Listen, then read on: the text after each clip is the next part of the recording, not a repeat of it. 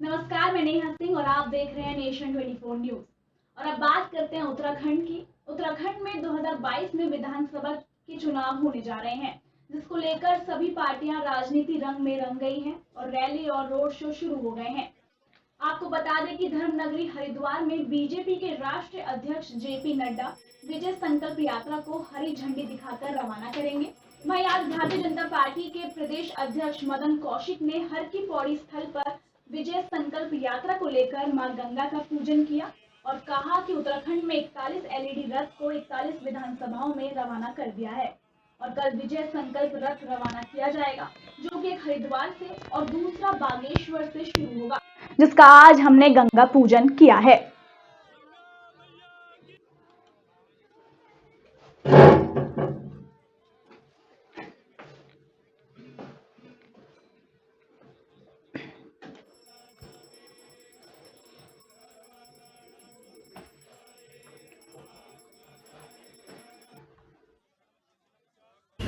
देखिए, इस समय हरिद्वार के शिव मूर्ति चौक पे खड़े हैं और इस समय हरिद्वार आप अगर देखेंगे तो बैनर से बिल्कुल लटा पड़ा है, क्योंकि अगर आप देखें कल राष्ट्रीय अध्यक्ष भाजपा के जेपी नड्डा जी आ रहे हैं और यहाँ पर विजय संकल्प यात्रा का शुभारंभ कर रहे हैं। वो कल दोपहर में करीबन यहाँ पर विजय संकल्प यात्रा का शुभारंभ करेंगे और आप देखेंगे, मैं कैमरामैन से कहूँगा थोड़ा दिखाएंगे किस तरीके से जो बैनर हैं यहाँ पर लगे पड़े हैं और जो बैनर है उस पर जिस तरीके से उनके स्वागत की यहाँ पर तैयारी की जा रही है। पूरा हरिद्वार लगभग जो ये रोड शो है, जहाँ जहाँ रोड शो होगा वहाँ पर इस तरह के जो बैनर्स हैं, बड़े बड़े जो कटआउट हैं, ये लगा रखे हैं।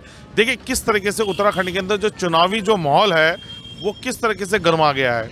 अब देखा जाएगा कि करीबन अगर देखा जाए कि करीबन 24 या 25 तारीख में चुनाव आचार संहिता भी लग जाएगी और चुनाव में जो पार्टियां हैं, क्योंकि इससे पहले भी राहुल गांधी देहरादून के अंदर अपना रैली कर चुके हैं और जेपी नड्डा के आने से यहाँ पर जो भारतीय जनता पार्टी के जो कार्यकर्ता और उनके अंदर उत्साह भी है, चुनावी माहौल है।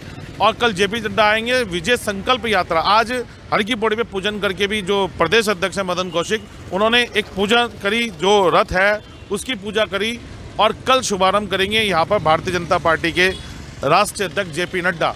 अब देखना होगा कि कितना कारगर उनकी ये जो रैली होगी और कितना जो धर्मनगरी की जो जनता है उनको कितना लुभा पाएगी, ये तो आने वाला कल ही बताएगा। कैमरा पर्सन के साथ मैं मनीष कागरा, नेशन 24 न्यूज हरिद्वार। खबर हरिद्वार से है, जहां पर मां गंगा बचाओ धर्म बचाओ देश बचाओ अभियान को चलाते हुए सुराज सेवा दल के कार्यकर्ता हरिद्वार के हर की पौड़ी स्थल पर इकट्ठा होकर थाली और ताली बजाकर विरोध प्रदर्शन किया और धामी सरकार के मंत्री पर अवैध खनन करने के आरोप लगाए। वहीं सुराज सेवा दल के केंद्रीय अध्यक्ष रमेश जोशी ने कहा कि केंद्र सरकार ने नमामि गंगे योजना के अंतर्गत 7,000 करोड़ रुपए एनजीओ को मां गंगा को साफ करने के लिए दिए हैं, पर लॉकडाउन में मां गंगा साफ हो गई है। हमारी मांग ये है कि एनजीओ 7,000 करोड़ रुपए केंद्र सरकार को लौटाए, जिससे इन पैसे से युवाओं को रोजगार दिया जा सके। वहीं माननीय मंत्री जी यह बोल रहे हैं कि झूठे बुद्धि वालों को अवैध खनन करते थे और रोका जाए नहीं तो अधिकारियों पर गाज गिरेगी।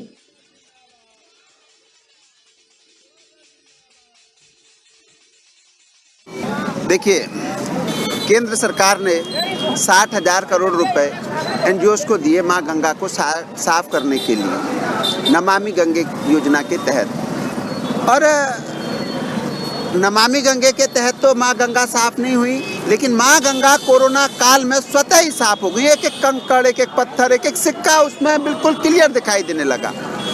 तो ये जो आज 60,000 करोड़ रुपए एनजीओस को वापस प्रधानमंत्री राहत कोष में वापस कर देने चाहिए, जो कि प्रदेश के युवाओं के भविष्य के लिए काम आते हैं, उनके रोजगार के लिए काम। खबर लक्सर से है, जहां उत्तराखंड राज्य प्राथमिक शिक्षक संघ की लक्सर इकाई की कार्यकारिणी का चुनाव शनिवार को लक्सर नगर के इंद्रलोक पैलेस में सर्वसम्मति से संपन्न हो गया। संघ के लक्सर ब्लॉक अध्यक्ष पद पर प्रवीण कुमार, ब्लॉक मंत्री कुलदीप नायक और कोषाध्यक्ष ईश्वर सिंह को सर्वसम्मति से चुन लिया गया। इस मौके पर नव निर्वाचित अध्यक्ष मंत्री और कोषाध्यक्ष ने कहा कि क्योंकि संगठन पे उन्होंने पर भरोसा जताते हुए आपसी सहमति से जिम्मेदारी सौंपी है, इसलिए वे अपनी जिम्मेदारियों को संगठन के संविधान के अनुरूप बखूबी निभाएंगे और अपने सभी चिकित्सक भाइयों की समस्याओं के निराकरण के लिए हर समय तत्पर रहेंगे। मैं सभी का बहुत बहुत आभार व्यक्त करता हूं, जो मुझे संगठन की सभी साथियों ने सर्वसम्मति के साथ जिम्मेदारी सौंपी है। मैं उसका पूर्ण निर्वहन करने की शपथ ली है और मैं शपथ को पूर्ण भी करूंगा। और मैं जिले के पदाधिकारियों और अपने सभी सदस्य भाइयों से इस अपने सहयोग की कामना कर विश्वास के साथ में उन्होंने जिम्मेदारी दी है, उस विश्वास पर खरा उतरा जाएगा और अपने शिक्षक साथियों के लिए 24 घंटे दिन रात एक करे जाएगा, कार्य करे जाएगा, उनके हित में कार्य करे जाएगा। यही हमारी जो कमेटी का लक्ष्य है। जो भी लोगों के द्वारा जो जिम्मेदारी हमारे साथियों के द्वारा दी गई है, इतना विश्वास दिखाया है, उस विश्वास पर पूरा खरा उतरने की कोशिश करूंगा। और यदि मुझे कोई इसमें दिक्कत आई तो बड़े मेरे बैठे हैं, उन्होंने मुझे पूरा आश्वासन दिया है। उनका आशीर्वाद लेकर के पूरे अपने शिक्षकों की पूरी जो समस्या है उनका निदान करने में जो है पूरा प्रयास करूंगा। लक्सर में गन्ना पर्चियों के बिगड़े सिस्टम को लेकर एक बार फिर किसानों का गुस्सा फूट पड़ा। किसानों ने गन्ना समिति कार्यालय पर न सिर्फ जमकर हंगामा किया, बल्कि समिति कर्मचारियों को बाहर निकालकर कार्यालय पर ताला भी डाल दिया। इतना ही नहीं, किसानों ने कार्यालय के बाहर ही धरना भी शुरू कर दिया। धरने का नेतृत्व कर रहे भारतीय किसान संघ के प्रदेश उपाध्यक्ष कुशलपाल सिंह और गन्ना समिति के पूर्व चेयरमैन महिपाल सिंह का कहना है कि शुगर मिल पर गन्ना विभाग द्वारा गन्ना पर्चियों के मामले पक्षपात किया जा रहा है।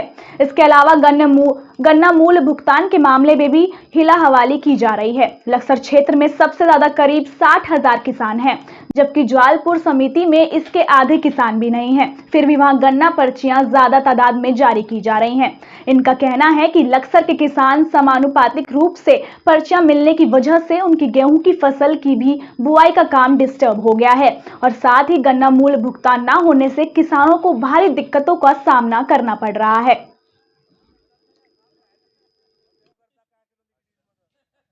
आज इसके लिए मैंने इंडेंट कल जो रात आया था 20 और 21 का लिए, उसमें 5-6 हज़ार कुंटल बढ़ाए मिल वालों से बात करके, डीसी साहब से बात करके, और मेरी पूरी कोशिश रहेगी कि शीघ्र ही उनके लगभग पास आ जाए। अधिकारी हो या डीसी हो, जो लक्सर के किसान उनको बेवकूफ़ समझते हैं। और लिब्बा रेडी और ये क्या नाम है ज्वालापुर, वहाँ से तो तीसरा पक्ष चल रहा है, यहाँ तो पहला भी नहीं चल रहा। और इतना नुकसान है कि लोग अपने गन्ना भी नहीं, मतलब गेहूँ भी नहीं बो सकते।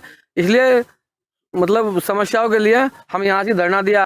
ये एडजस्टमेंट वाला सिस्टम जो चलाया, एडजस्टमेंट लक्सर गन्ना समिति पर क्यों हो रहा, लिब्बा रेडी समिति पर एडजस्टमेंट क्यों नहीं हो रहा, यहाँ लिब्बा रेडी पर क्यों नहीं हो रहा जी, ज्वालापुर पर क्यों नहीं हो रहा जी। और वहाँ से ज्वालापुर समिति की स्थिति, अगर वहाँ का सर्वे करा जा, उन लोगों ने ज़मीन सारी प्लॉटों में बेच चुके हैं, उनके पास ज़मीन भी नहीं है और उनके रकबे बरकरार पहले से झुके तो चले आ रहे हैं। जो कि जांच कराई जा तो वहाँ का पर्चियों का जो सिस्टम है वो बिल्कुल वहाँ खत्म हो जाएगा लोगों का, क्योंकि ज़मीन ही उनके पास है। भिंड जिले से सटे अकोड़ा नगर परिषद वार्ड नंबर 1 छकुपुरा में वर्षों से सड़क के लिए वंचित वार्ड वासियों की समस्या का विधायक संजीव सिंह ने निराकरण किया। कुल 1 करोड़ 70 लाख की लागत से बनी सड़कों और नाले का विधायक संजीव ने भूमि पूजन किया। इस दौरान विधायक संजीव उर्फ संजू ने कहा कि भिंड विधानसभा क्षेत्र में मूलभूत सुविधाओं से लेकर किसी प्रकार की कोई कमी नहीं आने दी जाएगी। छकुपुरा में भूमि पूजन करते वक्त विधायक संजीव सिंह के अलावा अकोड़ा नगर परिषद सीएमओ रामभान सिंह भदौरिया सहित कई बसपा कार्यकर्ता, नगर पालिका अधिकारी और ग्रामीण क्षेत्रवासी उपस्थित रहे। और सुखवासी पुरासी छकुपुरा तक की रोड बिल्कुल कच्ची थी। बरसात के मौसम में तो आना जाना बिल्कुल दूभर था ही, जरा सा भी कहीं पानी बरस जाता था तो निकलना मुश्किल हो जाता था। तो ये नगर पंचायत के द्वारा ही टेंडर कराया गया। हमने मेरे विधायक बनने से पहले भी जब मैं आता था तो मैं देखता था, तो ये परेशानी का सामना कर रहे हैं सभी लोग। सभी ग्रामीणों ने भी बताया था कि ये रोड बननी चाहिए, तो नगर पंचायत से रोड मंजूर करा के इसका टेंडर करा दिया गया। आज इसका शुभारंभ है। बहुत जल्दी ये डंबर की बढ़िया रोड बन के तैयार हो जाएगी, जिससे लोगों को आने जाने में बहुत सहूलियत मिलेगी। पुलिस अधीक्षक शैलेंद्र सिंह के निर्देश पर अतिरिक्त पुलिस अधीक्षक कमलेश कुमार खरपुसे की अगुवाई और एसडीओपी मेहगांव आरकेएस राठौर अनुभाग मेहगांव के मार्गदर्शन में त्रिस्तरीय पंचायत चुनाव 2021 को शांतिपूर्वक तरीके से संपन्न कराने के लिए चलाए जा रहे विशेष अभियान के तहत थाना गोरमी पुलिस को बड़ी सफलता हाथ लगी है। करीबन रात 8 बजे मुखबिर की सूचना पर ब्रजेश भदौरिया ग्राम गढ़ीरिक्छा पंचायत चुनाव में अवैध कट्टे खपाने के लिए भारी मात्रा में अपने घर पर कट्टे जमा किए हुए थे। उक्त सूचना पर पुलिस द्वारा दबिश दी गई तो ब्रजेश सिंह भदौरिया के कब्जे से एक पिटूल बैग में रखे गए 10 देसी कट्टे, 11 जिंदा कारतूस, 315 बोर के बरामद किए गए। वहीं पूछताछ में आरोपी ने बताया कि कट्टे का धंधा कई महीनों से कर रहा था। माला यूपी से खरीद कर लाता था, एमपी के भिंड और मुरैना के लोगों को 3000 और 5000 रुपए में बेचता था। इसी तारतम्य में गोरमी थाना क्षेत्र में जो थाना प्रभारी हैं उनको अपने मुखबिर के माध्यम से सूचना मिली कि उनके क्षेत्र में पड़ने वाले गढ़ी ग्राम में जो रहवासी है ब्रजेश भदौरिया, यह जो है इसकी जानकारी मिली कि इसने पंचायत चुनाव में सप्लाई करने के लिए कुछ अवैध हथियार जो है वो यूपी से लाकर इसने घर में रखे हुए हैं। सूचना मिलने पर पुलिस ने टीम बनाकर इसके घर में दबिश दी तो इसके यहाँ से 10 315 बोर के देसी कट्टे और साथ में 11 315 बोर के राउंड यह इसके यहाँ से मिले, जिसको पुलिस ने विधिवत जब्त किया। भोपाल भाजपा कार्यालय में बैठक के बाद बोले बीजेपी के प्रदेश अध्यक्ष विष्णुदत्त शर्मा। ग्रामीण निकाय चुनाव के लिए बीजेपी ने संचालन समिति बनाई है। संचालन समिति की पहली बैठक है। ग्रामीण निकाय के चुनाव सिंबॉलिक आधार पर नहीं होते हैं, लेकिन लोकतंत्र में पंचायती राज व्यवस्था में चुनाव बहुत महत्वपूर्ण होते हैं। इन चुनावों में ऐसे लोग चुनकर आए जो क्षेत्र के सर्वांगीण विकास के लिए महिलाओं का बड़ा प्रतिशत है, SC ST पिछड़ा वर्ग और सभी वर्ग के लोगों की महत्वपूर्ण भूमिका है। इस नाते से सबका प्रतिनिधित्व हो और ऐसे लोग चुनकर आए जो अपने गांव के विकास के लिए संकल्पित और प्रतिबद्ध होकर काम करें। बीजेपी हर जगह है, बूथ स्तर तक काम करने वाला दल है। इस दिशा में हमारे अच्छे कार्यकर्ता चुनाव में आए।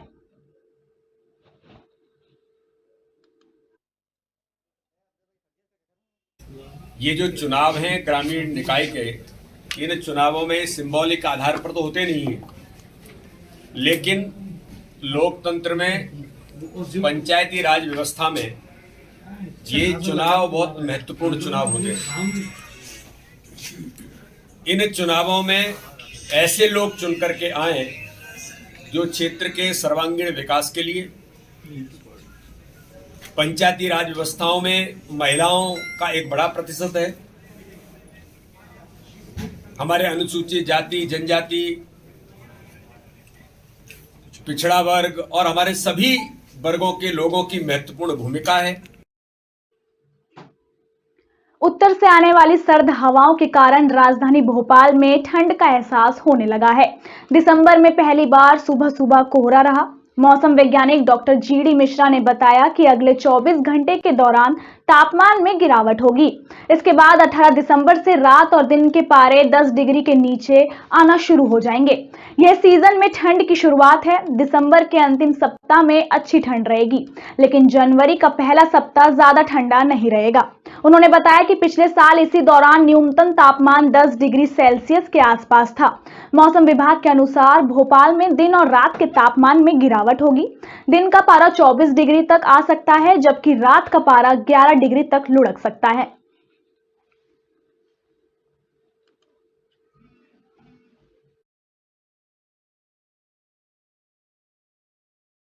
ये जो चुनाव हैं ग्रामीण निकाय के, इन चुनावों में सिंबॉलिक आधार पर तो होते नहीं है, लेकिन लोकतंत्र में पंचायती राज व्यवस्था में ये चुनाव बहुत महत्वपूर्ण चुनाव होते हैं। इन चुनावों में ऐसे लोग चुन करके आए जो क्षेत्र के सर्वांगीण विकास के लिए,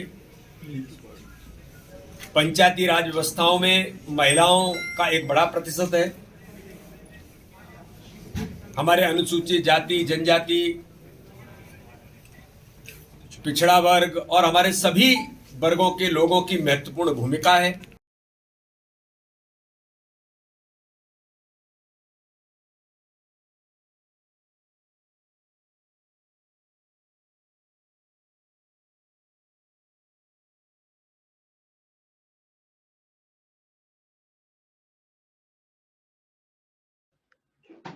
उमरिया जिले के भाजपा युवा मोर्चा जिला अध्यक्ष अमित सिंह के नौराजाबाद एवं पाली में प्रथम आगमन पर भाजपा युवा मोर्चा के सभी युवा कार्यकर्ताओं ने उत्साहपूर्वक प्रथम नगर आगमन पर पाली में बाबा साहेब भीमराव अंबेडकर की प्रतिमा का माल्यार्पण किया।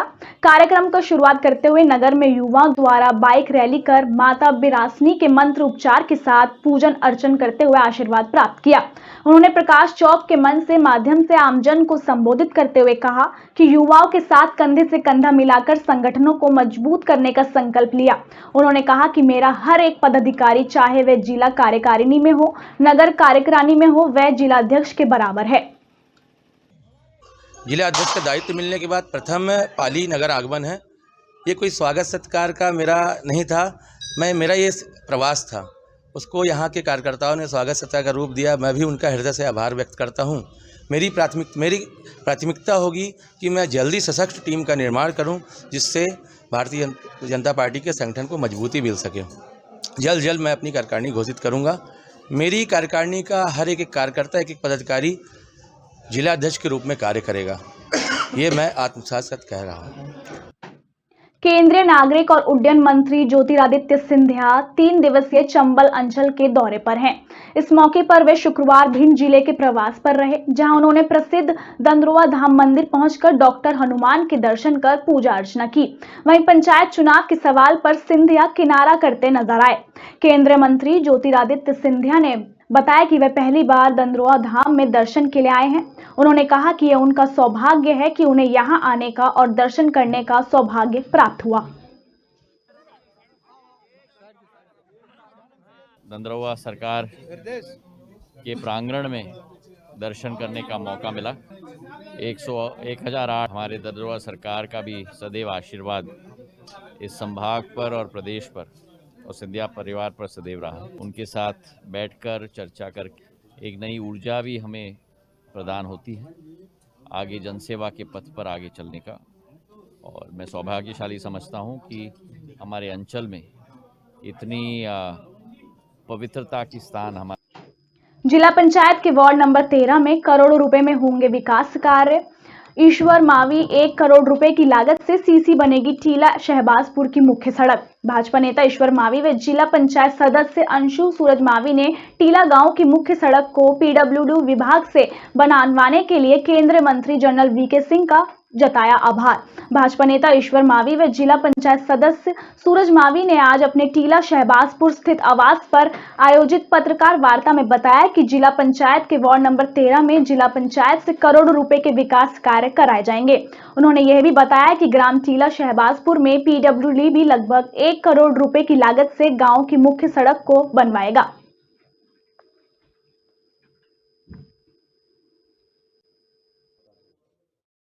चुनावी माहौल है और चुनावी माहौल में बहुत सारी चीज़ें ऐसी हो जाती हैं कि शायद चुनाव को लेकर के कोई चर्चा होगी। चर्चा चुनाव को लेकर के भी होगी और चर्चा विकास को लेकर के भी होगी। विकास को लेकर के चर्चा इसलिए होगी कि जनता ने जब आपको जिम्मेदारी दी है तो जनता ये भी चाहती है कि अभी तक हुआ क्या है और आगे क्या होगा। तो हर मुद्दे के ऊपर मैं आज आपसे बात करने के लिए आपके बीच में हूँ। हमारे स्थानीय सांसद आदरणीय जनरल वीके सिंह जी के निर्देश पर हमारे गांव की जो मुख्य रोड बहुत ज़्यादा ख़राब है और आज से नहीं पिछले कई वर्षों से ख़राब है, उसको लगातार लेके मांग हुई। 1-2 बार हमने ही उसको रिपेयर पीडब्ल्यूडी से कह के कराया था, लेकिन अब वो बहुत शानदार रोड बनेगी। पीडब्ल्यूडी में टेंडर हो गया है और 1 करोड़ रुपए की लागत से इस सड़क का निर्माण हो। कन्नौज में 6 दिन पहले हुए डीजे संचालक उदयवीर हत्याकांड का पर्दाफाश कर दिया गया है। डीजे संचालक का हत्या पड़ोसी गांव के युवक ने अपने 4 साथियों के साथ मिलकर की थी। मुख्य आरोपी सहित 2 को पुलिस ने असलों के साथ हिरासत में लिया है। कन्नौज पुलिस का कहना है कि जल्द ही फरार तीनों आरोपियों को भी गिरफ्त में कर लिया जाएगा। कन्नौज के छिबरामऊ कोतवाली क्षेत्र के दारिकपुर गांव निवासी डीजे संचालक उदयवीर का शव 11 दिसंबर को पड़ोस के गांव चिलमिलैया में मिला था। सिर में गोली लगने से उसकी मौत हुई थी। पुलिस पहले दिन से ही इसे रंजिश हत्या मान रही थी। एएसपी की अगुवाई में पुलिस अधीक्षक ने एक टीम को हत्या का पर्दाफाश करने में लगाया था। छिबरामऊ थाने में अभी 2 दिन पहले देखेंगे कि एक लड़के की गोली मार करके हत्या कर दी गई थी, जिसका पोस्टमार्टम पंचायत में कराने के बाद से मुकदमा पंजीकृत किया गया था। उसमें तहकीकात की गई तो उस तहकीकात में एक मर्डर का होना पाया गया और उसका एक कोई विवाद था। वो उनके परिवार उसके जो इसमें आरोपी के परिवार से उसका अभी तक कोई इश्यू चल रहा था। उसके सिलसिले में इसके साथ घटना की गई थी। हर साल की तरह इस साल भी फतेहपुर बिल्लौच में सुंदर ने अपने पिता स्वर्गीय समय सिंह फोगाट की याद में एक विशाल दंगल का आयोजन किया। इस दंगल में दूर दूर तक पहलवान अपना जोर दिखाने आते हैं और मुख्य अतिथि के तौर पर जननायक जनता पार्टी के राष्ट्रीय सचिव ठाकुर राजाराम पहुंचे और दंगल कमेटी ने ठाकुर राजाराम का पगड़ी और फूल माला पहनाकर जोरदार स्वागत किया। ठाकुर राजाराम की माने तो सुंदर फोगाट ने अपने पिता स्वर्गीय समय सिंह फोगाट की याद में हर साल दंगल का आयोजन करते हैं और मुझे दंगल में बुलाकर जो आज मान सम्मान दिया है, मैं उनका तहे दिल से धन्यवाद करता हूं। और हमारी पार्टी के सरकार, मुख्यमंत्री डिप्टी दुष्यंत चौटाला युवा खिलाड़ियों के तत्पर रहते हैं। खिलाड़ियों के सरकार ने 3% कोटा फिक्स किया है। चाहे एशिया गेम हो या कोई भी गेम, उनमें सरकार ने युवाओं को बढ़ावा दिया है। यह हमारी समाज की परंपरा है जिसमें 36 बिरादरी एक साथ एकत्रित होती है। साल की भांति आदरणीय पूजनीय स्वर्गीय समय सिंह फोगाट जी की यादगार में कई वर्षों से होता आ रहा है। इस कार्यक्रम के आयोजक बहुत ही मशहूर पहलवान, उनके साहबजादे सुंदर पहलवान की फोगाट साहब करते हैं। इस कार्यक्रम में मुख्य रूप से मुझे बुलाया अतिथि के तौर पर। मैं इन सबका धन्यवाद करता हूं और हमारी पार्टी के सरकार में डिप्टी मुख्यमंत्री आदरणीय दुष्यंत चौटाला जी एक युवा डिप्टी सीएम के तौर पर हैं। वो खिलाड़ियों के लिए हमेशा तत्पर रहते हैं। खिलाड़ियों के लिए सरकार में 3% का कोटा सरकार ने फिक्स किया है। चाहे उसमें अपने ये एशिया गेम हो चाहे कोई से गेम हो, उनमें सरकार ने युवा को। फोगाट हमारे सुंदर पहलवान ने अपने पिताजी की यादगार में हर साल ये विशाल दंगल करवाते हैं और हमारे यहाँ पर बाहर से दूर दूर के पहलवान आते हैं। सबका मान सम्मान किया जाता है। हमारे ठाकुर राजाराम जी महासचिव वो आए थे, उनका मान सम्मान हुआ था और हमारी जो बस्ती ने मेरा भी मान सम्मान करा। मैं उनके बस्ती का तहे दिल से धन्यवाद। लगातार सर्दी बढ़ने से किसानों के चेहरे खिले हुए हैं। गेहूं की फसल में जहां पर दी अमृत का काम करती है, वहीं अन्य फसलों के लिए सर्दी कई बार नुकसानदायक भी साबित होती है। खेतों में काम कर रहे किसानों ने बताया कि सर्दी बढ़ने से गेहूं की फसल में अच्छा फायदा होने की उम्मीद है, तो वहीं अन्य फसलों में ज्यादा सर्दी होने से नुकसान भी हो सकता है। किसानों का कहना है कि आलू और सब्जियों की फसलों में जहां ज्यादा सर्दी पड़ने से नुकसान की संभावना बनी रहती है, तो वहीं सरसों की फसल में भी ज्यादा सर्दी नुकसानदायक होती है। लेकिन सर्दी के कारण ही गेहूं की फसल अच्छी होती है और सर्दी पड़ने से उन्हें उम्मीद है कि गेहूं की फसल काफी अच्छी होगी। गेहूँ की फसल तो अच्छी रहेगी, बाकी तो और सब्जी वगैरह अपनी सरसों वर्सों है उसमें थोड़ा नुकसान रहेगा। यहाँ पे ज़्यादातर गेहूँ की फसल के बारे में ही ज़्यादा बताया गया।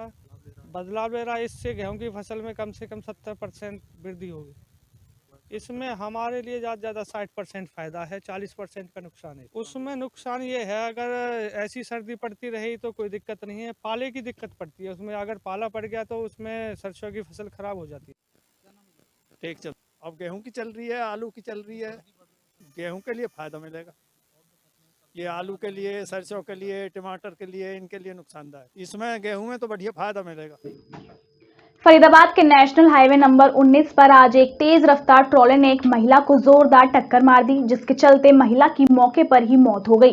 बता दें कि महिला के साथ खड़ा उसका भतीजा इस हादसे में बाल बाल बच गया। घटना के बाद गुस्साए परिजनों ने आरोपी ट्रक चालक और उसका बचाव करने वाले कंपनी मैनेजर और कर्मचारियों के खिलाफ कार्रवाई की मांग को लेकर प्रदर्शन शुरू कर दिया, जिसके बाद पुलिस ने मृतका के परिजनों के साथ न केवल बदतमीजी की बल्कि उनके साथ मारपीट भी की।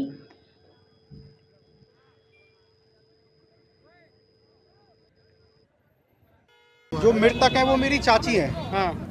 हुआ क्या, मेरे चचेरे भाई का अभी फ़ोन आया तो वो कह रहा था कि भैया ऐसे ऐसे हो गया है, मम्मी ख़त्म हो गई हैं। तो हम घर वाले दौड़े। जब हम यहाँ आए तो मैंने दिनेश से पूछा, जो दिनेश के साथ थी, उनका नाम है रामा देवी, मृतक का नाम। मैंने दिनेश से पूछा हुआ क्या, तो उसने मुझे बताया कि वो अपनी मम्मी को यहाँ पे इलाज के लिए, दवाई दिलाने के लिए लेके आया था। अब इधर ही खड़े होके पॉइंट पे, कट पे, वो रास्ता पूछ रहा था दूधौला जाने का। उतने में ही पीछे से एक ट्रक आया और उसने हॉर्न दिया। हॉर्न देने के साथ ही स्पीड बढ़ाई ट्रक ने। औरत खत्म हुई है, मैं उसका देवर हूँ। अच्छा। और जिस लड़के पे हाथ उठाया मैं उसका चाचा हूँ। अच्छा। पुलिस ने कोई कार्रवाई नहीं करी, जबकि हम पे ही उन्होंने अपने दबाव बनाया। हमारे साथ मारपीट भी करिए, धक्का मुक्की करिए, हमारी लेडीजों के साथ भी धक्का मुक्की करिए। पुलिस वाले कह रहे हैं कार्रवाई करें। सर कह तो रहे, अब देखते हैं क्या होता है सर। क्या चाहते हैं आप लोग? सर बिल्कुल इंसाफ चाहिए सर, हमें बिल्कुल इंसाफ चाहिए। बिल्कुल। कंपनी ने जो प्रोटेक्शन हाँ, और सर जो कम सोफ्ता मोड़ के नज़दीक एक ट्राला से एक्सीडेंट हुआ है और जिसमें ट्राला कब्जे में लिया है और इस अभियोग में जो ड्राइवर है उसको गिरफ्तार कर लिया है। बाकी की कार्रवाई जो पोस्टमार्टम वगैरह है वो अभी चल। इस बुलेटिन में फिलहाल इतना ही। नमस्कार।